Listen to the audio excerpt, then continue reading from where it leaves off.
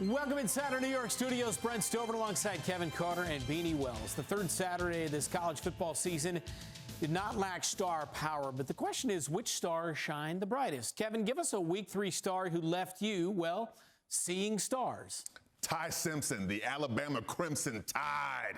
83% efficient, 382 yards passing, and count them, 4 touchdowns. Throwing dimes all day today, and get this, 13.2 yards per attempt. That's what we in the analyst business call pushing the ball downfield, getting the ball to all its weapons in this offense and letting them just get yards after catch. It was lovely.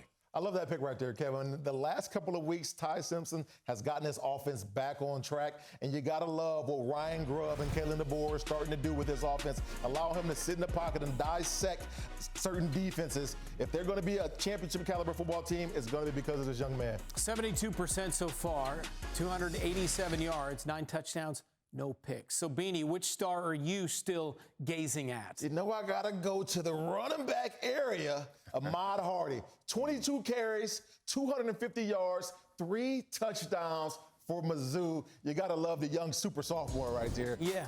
What do you think of Ahmad Hardy there, KC? Bro, do not sleep on the Missouri Tigers, okay? This is a good team from top to bottom, and Ahmad Hardy, man, he's averaging like 6 yards a carry. He's averaging over 106 yards per game. Dude, he's a real one, and this team from top to bottom is real. So if you got him on your schedule, watch out for the Missouri Tigers. 250 and 3 touchdowns. I feel like with the Missouri, and this is an individual segment, but because you mentioned it, you took us there. I'm just going to follow up with the fact that Ahmad Hardy and the Missouri Tigers, every year, it just kind of feels like they go under the radar. Yeah.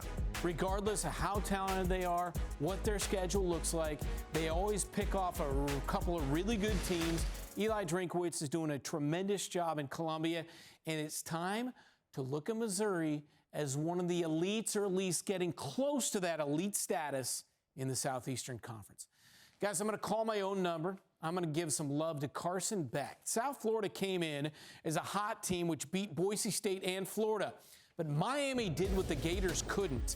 They finished off drives, and Beck was fantastic.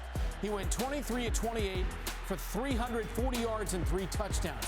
Carson Beck and the Miami Hurricanes are now 3-0 with 2 ranked wins. And Beck has not missed a beat from his success in Georgia. He's doing the same thing in South Florida.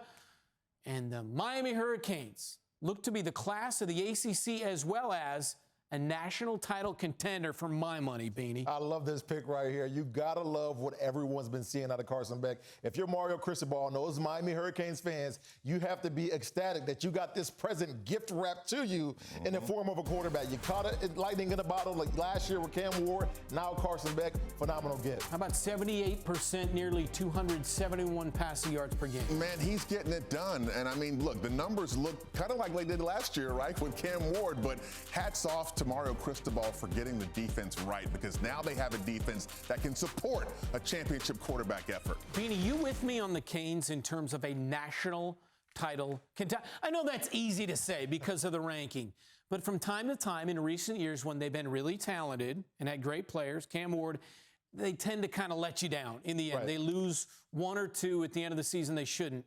But is this the year truly they get over the hump, and these are the Miami Hurricanes of Jimmy Johnson and Michael Irvin and those days of yore? Now, I don't know if they'll be that good with those teams that you just mentioned, but nonetheless, I do believe that the Miami Hurricanes get over the hump. I think they're playing complementary football right now on both sides of the ball, and I think last year and in years past, they'll be good on offense, not good on defense. Good on defense, not good on offense. Now they're finally meshing and gelling as a complete unit on both sides. I think, you and I are showing our age. When you went back to Michael Irvin in those days, I mean, I think Ken Dorsey, Ed Reed, I think they thought they were pretty good around the early 2000s as well. But I'm with you. I think they're complete from top to bottom, and seeing how they're playing on defense wins championships. And when you're able to do this early in the season, finish games out, and support your quarterback, this is what championship football looks like. Truth be told, I've been watching the Dallas Cowboys documentary, which took me down memory lane. And, of course, a couple of the building blocks for that dynasty in Dallas was from Miami. For our last star, from Week 3, we gave our hardworking crew a chance to pick this one. Let's see which star shined the brightest in the crew's opinion. Beanie, it was Haynes King. How can you not love Haynes King? He does everything you need, not just out of a quarterback, but out of a football player. He goes and gets you those tough, grimy yards. He stands in the pocket, delivers the ball, even though he's going to take a hit. He is exactly what you want out of a leader of a football team.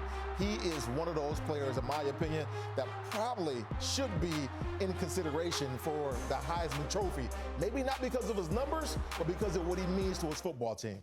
Dude, I'd put his numbers up there too. I mean, because in terms of efficiency, I don't know if you can get much better than his performance. And when you can be that efficient at the quarterback position, but you're also turning in 103 yards rushing, to me, he's playing up there. And look, those angry 3-stars in Georgia Tech, you don't want to play those guys, okay? If you're in the ACC, you better be looking at them on your schedule. You better have it circled and say, we better strap it up and put on our big boy pants to play these Yellow Jackets. I'm circling the 129 rushing yards per game, almost 130. With nearly 200 passing. As a teammate of his, running back or defensive end, so you're on the sideline when he's out there, you're obviously in the game, you're chipping, you're running the ball. When you see a guy who sells out, who plays that hard, who's that tough, what's that like as a teammate? Oh, man, you're just going to feed off the type of energy. He's going to make you go the extra mile because you know what he's going to do for you. He's somebody that I'll want in my foxhole any day of the week when I'm going to battle. Man, there's a couple of guys that come to mind when I look at Haynes King and I think about him, but the name Steve McNair, God rest his soul. Yeah. That dude was tough like Haynes King is tough. He puts his body on the line and gets those extra yards, and when number 9 had the ball in his hands, we always had a chance to win the game. So I'm putting Haynes King in that same category. All right, so those are the top individual stars, but while we're discussing Georgia Tech, we got to discuss Clemson. Dabo Swinney. 1-2. Only the second time in the last 2 decades that Clemson begins 1-2. This was a playoff team last year. There have been times in recent years where they lose a couple early, but when the dust settles, they have a phenomenal season.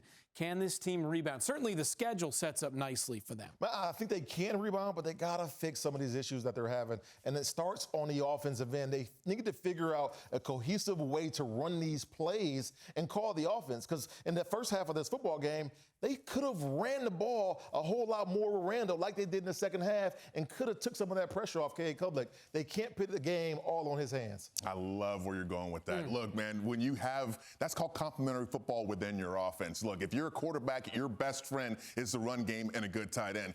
He's got weapons all over this offense, and they turned in over 170-something yards rushing today. I know Cade Klubnik was a part of that, but he's got to be comfortable with running the ball, but he has to make the throws that he has to make when he has to make them. That's the biggest deal for this team right now is him not finishing off the icing on the cake in terms of a top caliber performance as a team. That's what they're lacking. But the beauty of it is, week by week, this thing changes. Next week, with our top performers, with our stars of the week, Cade Klubnik may very well be up there as he throws for 500 yards. Yeah. That's it for now. So long.